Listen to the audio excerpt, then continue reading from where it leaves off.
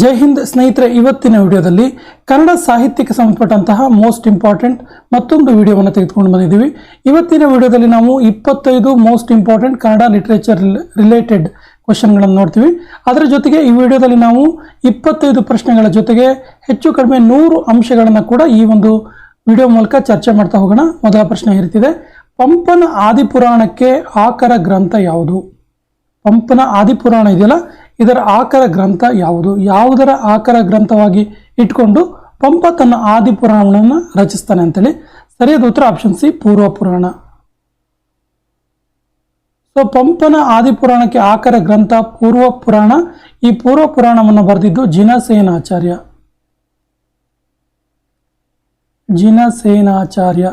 ಜಿನಸೇನಾಚಾರ್ಯರ ಪೂರ್ವ ಪುರಾಣ ಇದೆಯಲ್ಲ, ಇದು ಪಂಪನ ಆದಿಪುರಾಣಕ್ಕೆ ಆಕರ ಕೃತಿ. ಈ ಕತೆ ಯಾವುದು ಕೇಳಿದ್ರೆ ಪೂರ್ವ ಪುರಾಣ ಇರ್ಬೋದು, ಪಂಪನ ಆದಿಪುರಾಣ ಇರ್ಬೋದು. ಇದು ಪ್ರಥಮ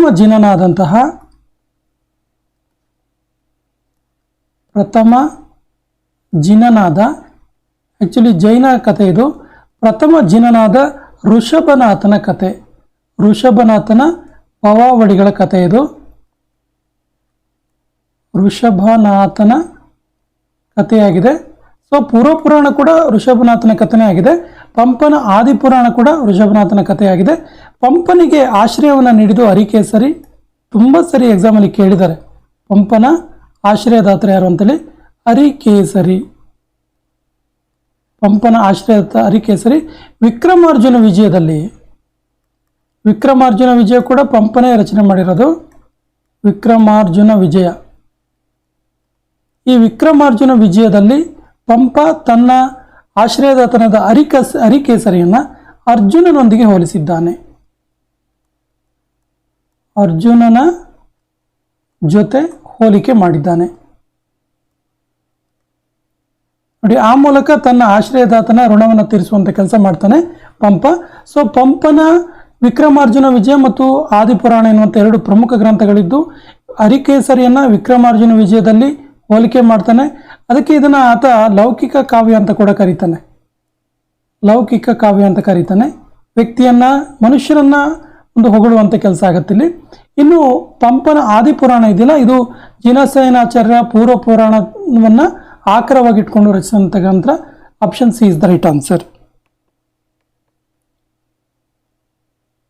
ಸಿಂಹಾವಲೋಕನ ಕ್ರಮವನ್ನು ಬಳಸಿ ಇಡೀ ಮಹಾಭಾರತವನ್ನು ಪುನರ್ ವ್ಯಾಖ್ಯಾನಿಸಿದ ಕವಿ ಯಾರು? ಸರಿಯಾದ ಉತ್ತರ ರನ್ನ. ತನ್ನ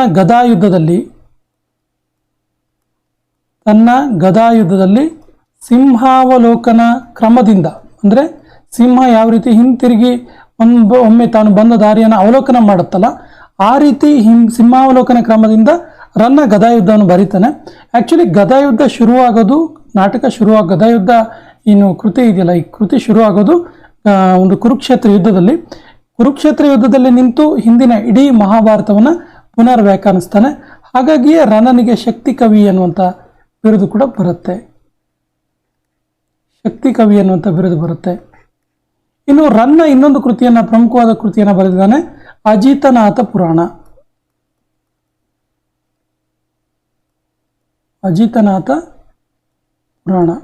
ಆ ಕಾಲದ ಜೈನ ಕವಿಗಳು ಸಾಮಾನ್ಯವಾಗಿ ಒಂದು ಲೌಕಿಕ ಕಾವ್ಯ ಮತ್ತೊಂದು ಧಾರ್ಮಿಕ ಕಾವ್ಯವನ್ನು ಬರೆದಿರ್ತಾರೆ. ಸೊ ರನ್ನನ ಗದಾಯುದ್ಧ ಇದೆಯಲ್ಲ, ಇದು ಲೌಕಿಕ ಕಾವ್ಯವಾದರೆ ರನ್ನನ ಅಜಿತನಾಥ ಪುರಾಣ ಇದೆಯಲ್ಲ, ಇದು ಧಾರ್ಮಿಕ ಕೃತಿಯಾಗಿದೆ.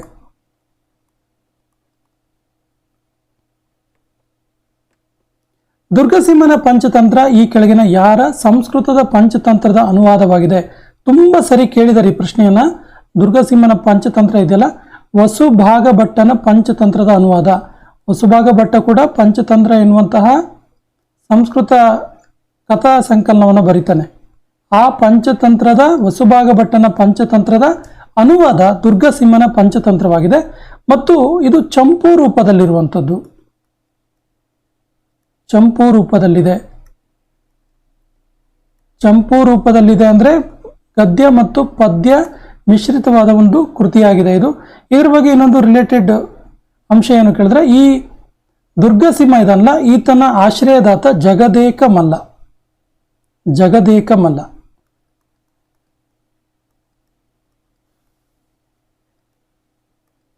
ಪ್ರತಿ ಕವಿಗಳ ಆಶ್ರಯದಾತರು ಕೂಡ ಇಂಪಾರ್ಟೆಂಟ್ ಆಗ್ತಾರೆ. ಅನೇಕ ಪರೀಕ್ಷೆಗಳಲ್ಲಿ ಕೇಳಿದ್ದಾರೆ. ಆ್ಯಕ್ಚುಲಿ ಇದನ್ನ ಇನ್ನೊಂದು ರೀತಿ ಕೇಳ್ತಾರೆ. ಏನು ಕೇಳಿದ್ರೆ, ಅನೇಕ ಕವಿಗಳನ್ನು ಕೊಟ್ಟು ಅವರ ಆಶ್ರಯದಾತರನ್ನ ಕೊಟ್ಟು ಹೊಂದಿಸಿ ಬರೆಯೋರಿಕೆ ತುಂಬ ಸರಿ ಕೇಳಿದ್ದಾರೆ. ಹೊಂದಿಸಿ ಬರೆಯಿರಿ ಅಂತಾರೆ. ಆಗ ಕೂಡ ನಿಮ್ಗೆ ನೆನಪಿರ್ಬೇಕಾಗತ್ತೆ. ಸೊ ಪಂಚತಂತ್ರವನ್ನು ಬರೆದಂತಹ ದುರ್ಗಸಿಂಹನ ಆಶ್ರಯದಾತ ಜಗದೇಕಮಲ್ಲ, ಇದು ಕೂಡ ನಿಮಗೆ ನೆನಪಿರಲಿ. ಕಾವ್ಯಾವಲೋಕನ ಕೃತಿಯನ್ನು ರಚಿಸಿದವರು ಯಾರು? ಸರಿಯಾದ ಉತ್ತರ ಎರಡನೇ ನಾಗವರ್ಮ. ನೋಡಿ, ಇಲ್ಲಿ ಒಂದನೇ ನಾಗವರ್ಮ ಕೂಡ ಇದೆ, ಕನ್ಫ್ಯೂಸ್ ಮಾಡ್ಕೋಬಾರ್ದು. ಕಾವ್ಯಾವಲೋಕನವನ್ನು ಬರೆದಿದ್ದು ಎರಡನೇ ನಾಗವರ್ಮ. ಒಂದನೇ ನಾಗವರ್ಮ ಕೂಡ ಅನೇಕ ಕೃತಿಗಳನ್ನು ರಚಿಸ್ತಾನೆ, ಮುಂದೆ ನೋಡೋಣ ಅದನ್ನ. ಸೊ ಎರಡನೇ ನಾಗವರ್ಮ ಕಾವ್ಯಾವಲೋಕನವನ್ನು ರಚಿಸಿದ. ಅದ್ರ ಜೊತೆಗೆ ಈತ ಕರ್ನಾಟಕ ಭಾಷಾಭೂಷಣ ಮತ್ತು ಅಭಿಧಾನ ವಸ್ತುಕೋಶ ಕೂಡ ರಚನೆ ಮಾಡ್ತಾನೆ. ಕರ್ನಾಟಕ ಭಾಷಾಭೂಷಣ,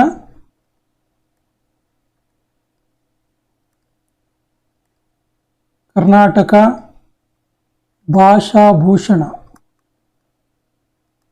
ಹಾಗೂ ಇನ್ನೊಂದು ಪ್ರಮುಖ ಕೃತಿ ಅಭಿಧಾನ ವಸ್ತುಕೋಶ.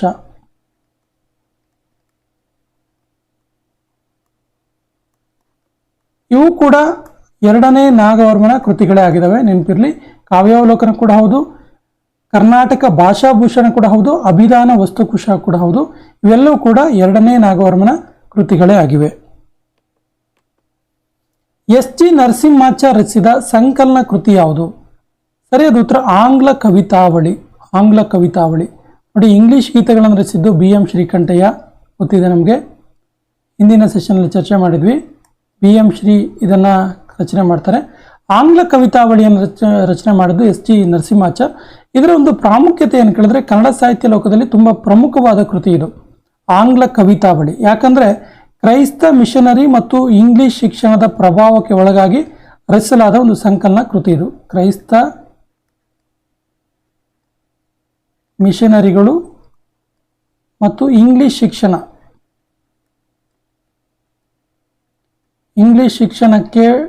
ಶಿಕ್ಷಣದ ಪ್ರಭಾವಕ್ಕೆ ಒಳಗಾದಂತಹ ಮೊದಲ ಸಂಕಲನ ಕೃತಿ ಇದು. ಪ್ರಭಾವಕ್ಕೆ ಒಳಗಾಯಿತು. ಇದರಲ್ಲಿ ಸ್ಪಷ್ಟವಾಗಿ ಇದರ ಪ್ರಭಾವ ಕಾಣಿಸುತ್ತೆ. ಮೊಟ್ಟ ಮೊದಲಿಗೆ ಕನ್ನಡ ಸಾಹಿತ್ಯದ ಪದ್ಯಗಳ ರಚನೆಯಲ್ಲಿ ಪ್ರಾಸವನ್ನು ಬಿಡಲಾಯಿತು. ಪ್ರಾಸವನ್ನು ಬಿಟ್ಟಿದ್ದು ಇದರ ಒಂದು ವಿಶೇಷ. ಪ್ರಾಸವನ್ನು ತ್ಯಜಿಸಿದ್ದು ಕನ್ನಡ ಒಂದು ಕಾವ್ಯ ಲೋಕದಲ್ಲಿ ಮೊಟ್ಟ ಮೊದಲಿಗೆ ಆಂಗ್ಲ ಕವಿತಾವಳಿ ಎನ್ನುವಂತಹ ಒಂದು ಸಂಕಲನ ಕೃತಿಯ ಮೂಲಕ. ಈ ಎಲ್ಲ ಅಂಶಗಳು ಗೊತ್ತಿರಲಿ. Next question. ಪೊನ್ನ ಈ ಕೆಳಗಿನ ಯಾರ ಆಸ್ಥಾನ ಕವಿಯಾಗಿದ್ದನು? ಸರಿಯಾದ ಉತ್ತರ ಈತ ಮೂರನೇ ಕೃಷ್ಣನ ಆಸ್ಥಾನ ಕವಿಯಾಗಿರ್ತಾನೆ. ಪೊನ್ನ ಮೂರನೇ ಕೃಷ್ಣನ ಆಸ್ಥಾನ ಕವಿಯಾಗಿದ್ದ ಪೊನ್ನ. ಈತ ಶಾಂತಿ ಪುರಾಣ, ಜಿನಾಕ್ಷರಮಾಲೆ ಮತ್ತು ಭುವನೈಕ್ಯ ರಾಮಾಭ್ಯುದಯಂ ಎನ್ನುವಂಥ ಕೃತಿಗಳನ್ನು ರಚನೆ ಮಾಡ್ತಾನೆ. ಶಾಂತಿ ಪುರಾಣ,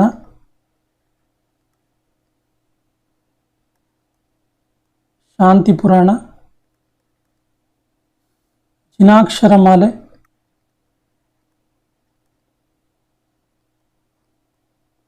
ನೋಡಿ, ಕನ್ನಡದಲ್ಲಿ ಪ್ರಾರಂಭದಲ್ಲಿ ಬರುವಂತಹ ಎಲ್ಲ ಕವಿಗಳು ಕೂಡ ಜೈನ ಮತಾವಲಂಬಿಗಳಾಗಿದ್ದರು. ಈ ಅಂಶ ನಿಮ್ಗೆ ಗಮನಿಸಬೇಕು. ಇನ್ನೊಂದು, ಇವರು ಭುವನೈಕ್ಯ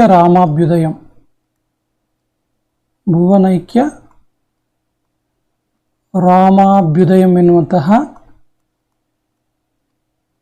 ಕೃತಿಗಳನ್ನು ಕೂಡ ರಚನೆ ಮಾಡಿದ. ಶಾಂತಿ ಪುರಾಣ ಬಹಳ ಪ್ರಮುಖವಾದ ಕೃತಿಯಾಗಿದ್ದು, ಶಾಂತಿ ಪುರಾಣದ ಜೊತೆಗೆ ತಳುಕು ಹಾಕಿಕೊಳ್ಳುವಂಥ ಒಂದು ಹೆಸರಿದೆ, ಅತ್ತಿಮಬ್ಬೆ. ಯಾಕಂದರೆ ಅತ್ತಿಮಬ್ಬೆ ಪೊನ್ನನ ಶಾಂತಿ ಪುರಾಣವನ್ನು 1000 ಪ್ರತಿಗಳನ್ನು ಮಾಡಿಸಿ ಅದನ್ನು ಜನರಿಗೆ ಹಂಚುತ್ತಾಳೆ. Next question. ಈ ಕೆಳಗಿನ ಯಾರು ಲೀಲಾವತಿ ಪ್ರಬಂಧವನ್ನು ಬರೆದರು? ಸರಿಯಾದ ಉತ್ತರ ನೇಮಿಚಂದ್ರ. ನೇಮಿಚಂದ್ರ ಲೀಲಾವತಿ ಪ್ರಬಂಧವನ್ನು ಬರೀತಾನೆ. Option is the right answer. ಇನ್ನು ನಾವು ರುದ್ರಭಟ್ಟನ ನೋಡ್ತಾ ಹೋದರೆ, ರುದ್ರಭಟ್ಟನ ಬಹಳ ಪ್ರಮುಖವಾದ ಕೃತಿ ಯಾವುದು ಕೇಳಿದ್ರೆ ಜಗನ್ನಾಥ ವಿಜಯ.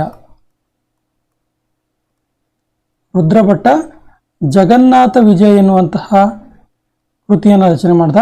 ಇನ್ನು ನಾಗಚಂದ್ರನ ನೋಡಿದ್ರೆ, ನಾಗಚಂದ್ರ ರಾಮಚಂದ್ರ ಚರಿತ ಪುರಾಣ,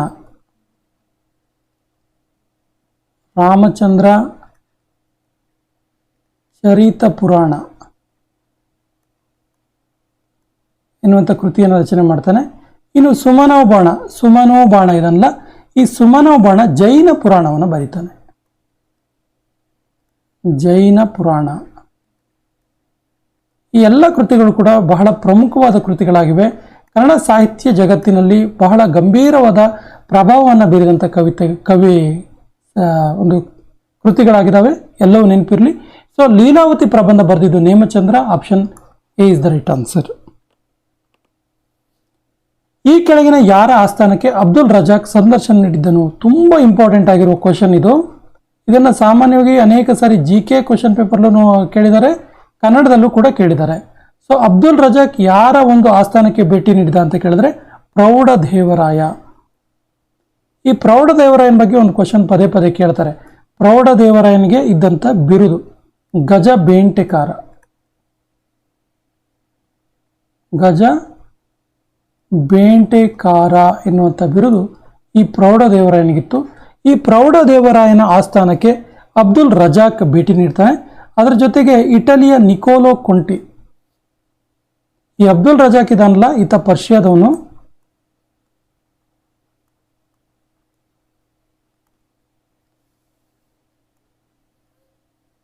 ಅಬ್ದುಲ್ ರಜಾಕ್ ಪರ್ಷಿಯಾದ ಪ್ರವಾಸಿಗ.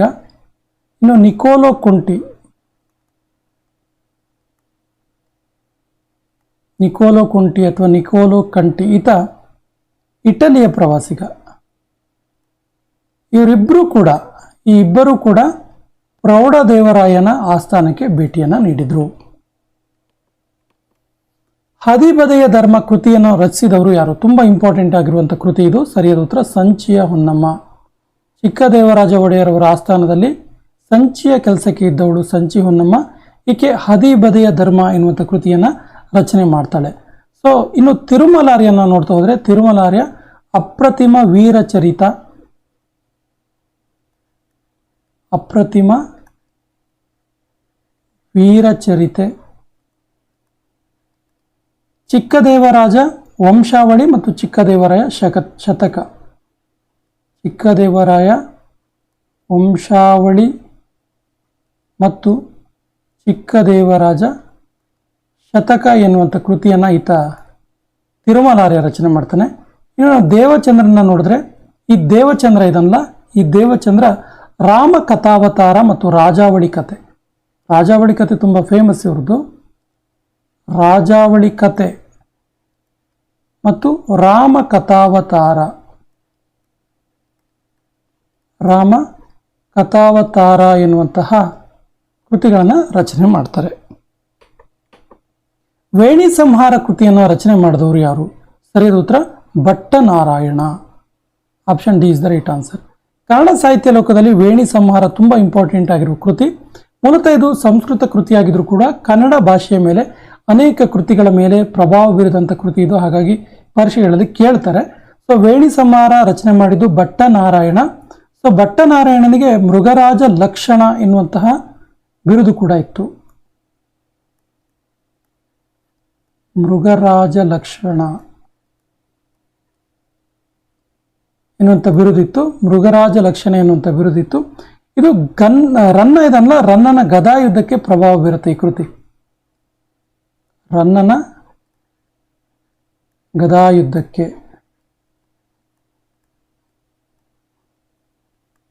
ರನ್ನನ ಗದಾಯುದ್ಧಕ್ಕೆ ಪ್ರಭಾವ ಬೀರಿದಂಥ ಕೃತಿ ಭಟ್ಟನಾರಾಯಣನ ವೇಣಿ ಸಂಹಾರ.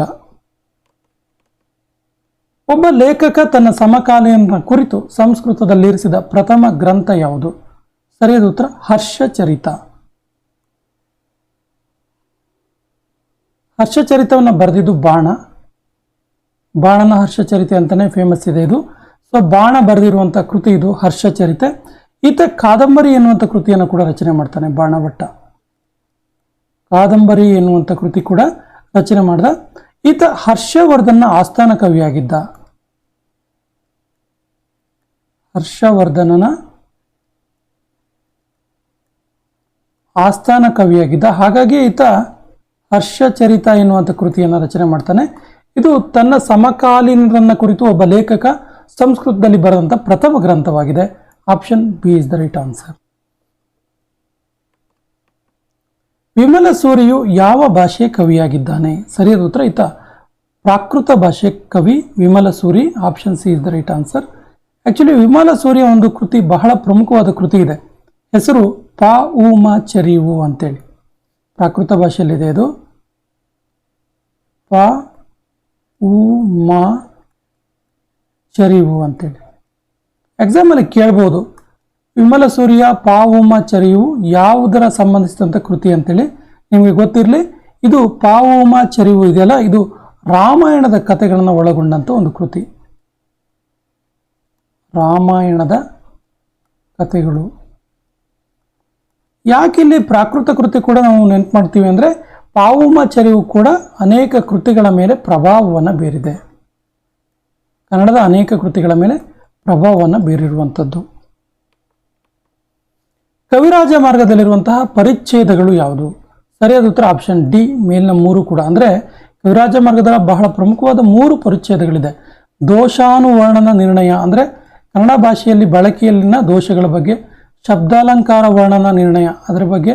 ಇನ್ನು ಅರ್ಥಾಲಂಕಾರ ವರ್ಣನ ನಿರ್ಣಯ. ಈ 3ರ ಬಗ್ಗೆ ಬಹಳ ಪ್ರಮುಖವಾಗಿ ಕವಿರಾಜ ಮಾರ್ಗಕಾರ ಹೇಳ್ತಾ ಹೋಗ್ತಾನೆ. ಇದು ಪ್ರಮುಖವಾದ 3 ಪರಿಚ್ಛೇದಗಳಾಗಿವೆ.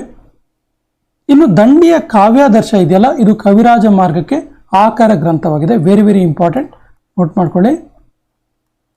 ದಂಡಿಯ ಕಾವ್ಯಾದರ್ಶ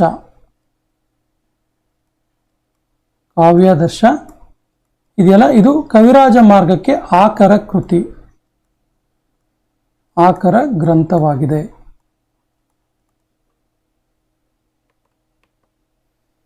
ಕಾವೇರಿ ಇಂದಮ ಗೋದಾವರಿ ವರಮಿರ್ದ ನಾಡದ ಕನ್ನಡದಳು ಎಂಬ ಸಾಲು ಇರುವ ಕೃತಿ ಯಾವುದು? ಸರಿಯಾದ ಉತ್ತರ Kavirajamarga. Option C is the right answer. Shri Vijaya ರಚನೆ ಮಾಡೋದಿದ್ನ ಶ್ರೀ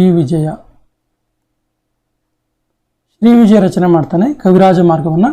ಇದರಲ್ಲಿ ಕಾವೇರಿ ಇಂದಮ ಗೋದಾವರಿ ವರಮಿರ್ದ ನಾಡದ ಕನ್ನಡದಳು ಎಂಬ ಸಾಲು ಇದೆ. ಆ್ಯಕ್ಚುಲಿ ಇದರಲ್ಲಿ ದೋಷಾನುವರ್ಣನ ನಿರ್ಣಯದಲ್ಲಿ, ಈ ಒಂದು ಪರಿಚಯದಲ್ಲಿ ಈ ಬಗ್ಗೆ ತಿಳಿಸಲಾಗುತ್ತೆ. ಇದರ ಜೊತೆಗೆ ಕವಿರಾಜ ಮಾರ್ಗದಲ್ಲಿ 2 ಕಾವ್ಯ ಪ್ರಕಾರದ ಬಗ್ಗೆ ವಿಶಿಷ್ಟವಾಗಿ ಹೆಸರಿಸಲಾಗುತ್ತೆ. ಒಂದು ಬೆದಂಡೆ, ಇನ್ನೊಂದು ಚೆತ್ತಾಣ. ಕೇಳಿದ್ದಾರೆ ತುಂಬ ಸರಿ, ಬೆದಂಡೆ ಮತ್ತು ಚೆತ್ತಾಣ. ಬೆದಂಡೆ ಮತ್ತು ಚೆತ್ತಾಣ ಎನ್ನುವಂಥ ಕಾವ್ಯ ಪ್ರಕಾರಗಳನ್ನು ಗುರುತಿಸಿದ ಕೃತಿ ಯಾವುದು ಅಂತ ಕೇಳಿದ್ರೆ ಕವಿರಾಜ ಮಾರ್ಗ ಅಂತ ಗೊತ್ತಿರಲಿ. ಕವಿರಾಜ ಮಾರ್ಗ. ಪಂಪ ಭಾರತವು ಎಷ್ಟು ಆಶ್ವಾಸಗಳಿಂದ ಕೂಡಿದೆ? ಸರಿಯಾದ ಉತ್ತರ ಇದು 14 ಆಶ್ವಾಸಗಳಿಂದ ಕೂಡಿದಂತಹ ಒಂದು ಮಹೋನ್ನತ ಕೃತಿಯಾಗಿದೆ. ಪಂಪ ಭಾರತ 14 ಆಶ್ವಾಸಗಳಿಂದ ಕೂಡಿದೆ. ಇದರಲ್ಲಿ ಕೊನೆಯಲ್ಲಿ ಅರ್ಜುನ ಮತ್ತು ಸುಭದ್ರೆಗೆ ಪಟ್ಟಾಗತ್ತೆ. ಅರ್ಜುನ ಮತ್ತು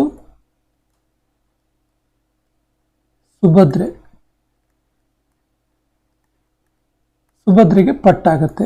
ಯಾಕೆ ಕೇಳಿದ್ರೆ, ಪಂಪ ಭಾರತವನ್ನು ಬರೆದಿದ್ದು, ಪಂಪ ಭಾರತವನ್ನು ವಿಕ್ರಮಾರ್ಜುನ ವಿಜಯ ಅಂತ ಕೂಡ ಕರೀತಾರೆ, ಪಂಪ ಬರೆದಿರೋದು. ಸೊ ಈ ಕೃತಿಯಲ್ಲಿ ಅರ್ಜುನನನ್ನ ಪಂಪ ತನ್ನ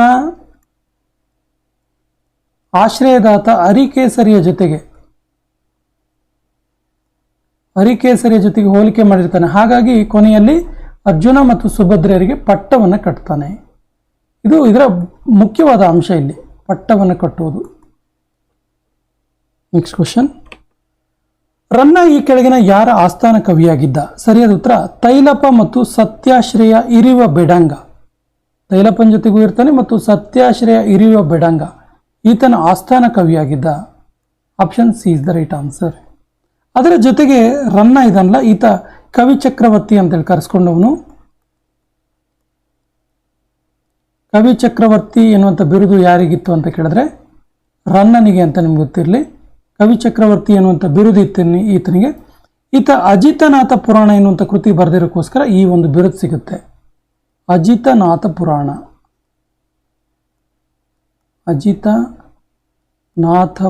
ಎನ್ನುವಂಥ ಕೃತಿಗೆ ಈ ಒಂದು ಬಿರುದು ಸಿಗುತ್ತೆ. ಈತ 949ರಲ್ಲಿ ಜನಿಸಿರ್ತಾನೆ, ನೆನಪಿರಲಿ. Next question. ಕನ್ನಡ ಸಾಹಿತ್ಯದ ಮೊದಲ ಅಲಂಕಾರ ಗ್ರಂಥ ಯಾವುದು? ಸರಿಯಾದ ಉತ್ತರ Kavyavalokana. Option C is the right answer. ಹಾಗಾದರೆ ಕಾವ್ಯಾವಲೋಕನವನ್ನು ಬರೆದವರು ಯಾರು? ಕಾವ್ಯಾವಲೋಕನವನ್ನು ಬರೆದಿದ್ದು 2ನೇ ನಾಗವರ್ಮ. ಇದು ಕನ್ನಡದ ಮೊದಲ ಅಲಂಕಾರ ಗ್ರಂಥವಾಗಿದೆ. ಇಂಪಾರ್ಟೆಂಟ್, ಕನ್ನಡದ ಮೊದಲ ಅಲಂಕಾರ ಗ್ರಂಥವಾಗಿದೆ. ಇನ್ನು ಎರಡನೇ ನಾಗವರ್ಮ ಇನ್ನೂ 2 ಪ್ರಮುಖ ಕೃತಿಯನ್ನು ಬರೀತಾನೆ, ವರ್ಧಮಾನ ಪುರಾಣ ಮತ್ತು ಛಂದೋ ವಿಚಿತಿ. ವರ್ಧಮಾನ ಪುರಾಣ ಮತ್ತು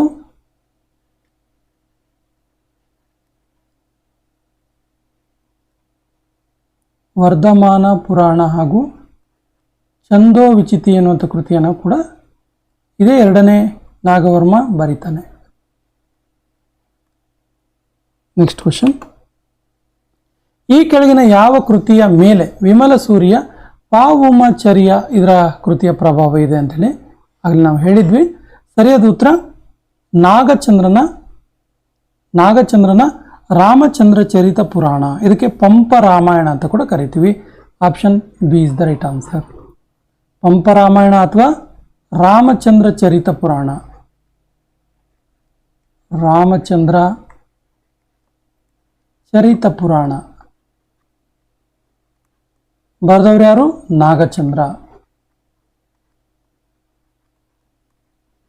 ನಾಗಚಂದ್ರ ರಚನೆ ಮಾಡ್ತಾನೆ ಇದನ್ನ, ರಾಮಚಂದ್ರ ಚರಿತ ಪುರಾಣ ಅಥವಾ ಪಂಪ ರಾಮಾಯಣ. ಇದು ಕನ್ನಡದ ಮೊದಲ ಜೈನ ರಾಮಾಯಣವಾಗಿದೆ. ವೆರಿ ವೆರಿ ಇಂಪಾರ್ಟೆಂಟ್ ಇದೆ, ಅಂಶ ನೋಡ್ಕೊಳ್ಳಿ. ಇದು ಕನ್ನಡದ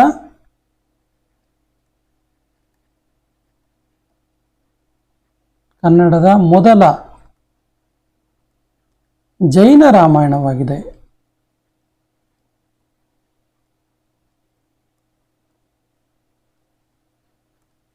ನೆಕ್ಸ್ಟ್ ಕ್ವಶನ್, ಈ ಕೆಳಗಿನ ಯಾವ ಕೃತಿಗೆ ಜನತೆಗಾಗಿ ಬರೆದ ಮೊದಲ ಜೈನ ಪುರಾಣ ಎನ್ನುವಂಥ ಬಿರುದು ಸಂದಿದೆ? ಸರಿಯಾದ ಉತ್ತರ ಧರ್ಮಾಮೃತ. ಸೊ ಧರ್ಮಾಮೃತವನ್ನು ಬರೆದಿದ್ದು ನಯಸೇನ ಬರೀತಾನೆ ಧರ್ಮಾಮೃತವನ್ನು. ಸೊ ನಯಸೇನ ಧರ್ಮಾಮೃತ ಅಂತೇಳಿ ಅದು ಫೇಮಸ್ ಆಗಿದೆ. ನಯಸೇನ ಬರೀತಾನೆ. ಇದರಲ್ಲೂ ಕೂಡ 14 ಆಶ್ವಾಸಗಳಿವೆ. ಆಶ್ವಾಸಗಳು ಇವೆ. ನೆಕ್ಸ್ಟ್ ಕ್ವಶನ್, ಜನ್ನನು ಈ ಕೆಳಗಿನ ಯಾರ ಆಸ್ಥಾನದಲ್ಲಿ ಮಹಾಕವಿಯಾಗಿದ್ದನು? ಸರಿಯಾದ ಉತ್ತರ ವೀರಬಲ್ಲಾಳ. ಹೊಯ್ಸಳರ ರಾಜ ವೀರಬಲ್ಲಾಳ. ಈತ ಹೊಯ್ಸಳ ಅರಸು. ಸೊ ಹೊಯ್ಸಳ ಅರಸು ವೀರಬಲ್ಲಾಳನ ಆಸ್ಥಾನದಲ್ಲಿ ಜನ್ನ ಮಹಾಕವಿಯಾಗಿರ್ತಾನೆ. ಅದ್ರ ಜೊತೆಗೆ ಈ ಜನ್ನ ಇದನ್ನಲ್ಲ ಅನಂತನಾಥ ಪುರಾಣ, ಯಶೋಧರ ಚರಿತೆ ಮತ್ತು ಅನುಭವ ಮುಕುರ ಎನ್ನುವಂಥ ಕೃತಿಯನ್ನು ಬರೀತಾನೆ.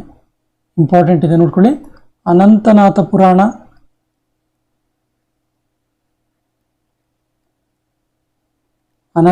ಪುರಾಣ, ಇದು ಧಾರ್ಮಿಕ ಕೃತಿ. ಇನ್ನು ಯಶೋಧರ ಚರಿತೆ ಇದು ಲೌಕಿಕ ಕೃತಿ. ಅಮೃತಮತಿ ಮತ್ತು ಯಶೋಧರ ಕಥೆ, ಅದು ಯಶೋಧರ ಚರಿತೆ ಇದೆಯಲ್ಲ. ಇನ್ನೊಂದು ಅನುಭವ ಮುಕುರ, ಇಂಪಾರ್ಟೆಂಟ್.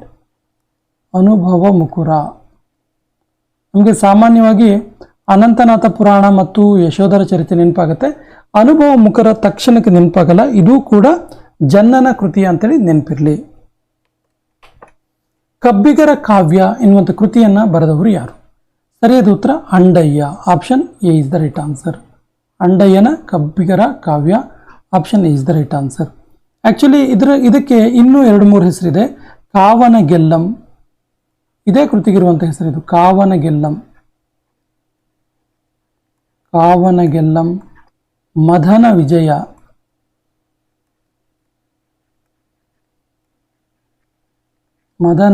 ಇನ್ನೊಂದು ಪ್ರಮುಖವಾದ ಹೆಸರಿದೆ ಇದಕ್ಕೆ, ಸೊಬಗಿನ ಸೋನೆ.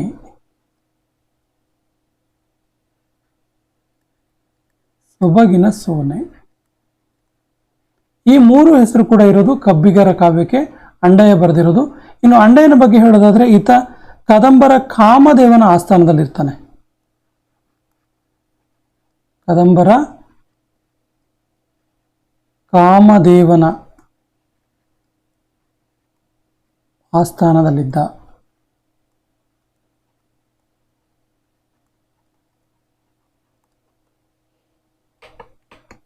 ಕೆಳಗಿನ ಯಾವ ಕೃತಿಗೆ ಕನ್ನಡದ ವಿಷ್ಣು ಪುರಾಣ ಎಂದು ಕರೆಯುತ್ತಾರೆ? ಸರಿಯಾದ ಉತ್ತರ ಜಗನ್ನಾಥ ವಿಜಯ.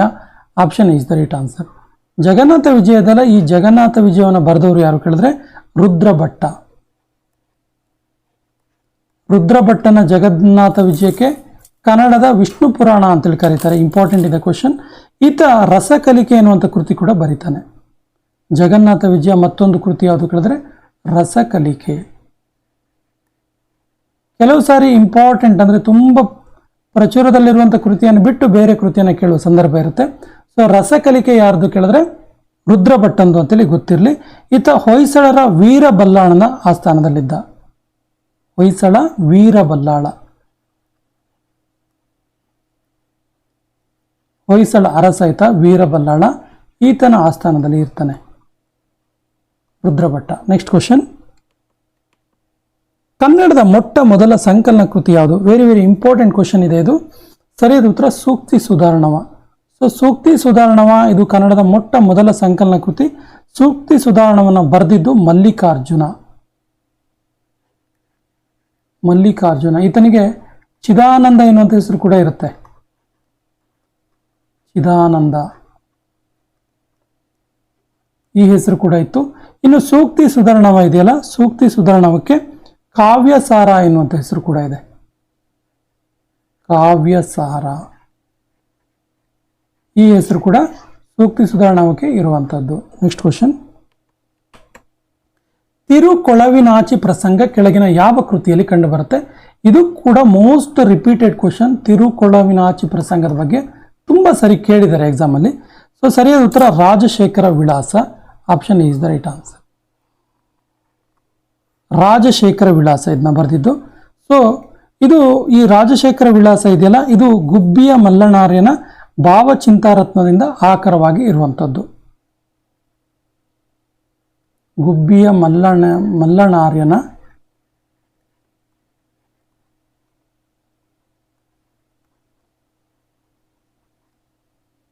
ಗುಬ್ಬಿಯ ಮಲ್ಲನಾರ್ಯನ ಭಾವಚಿಂತಾರತ್ನ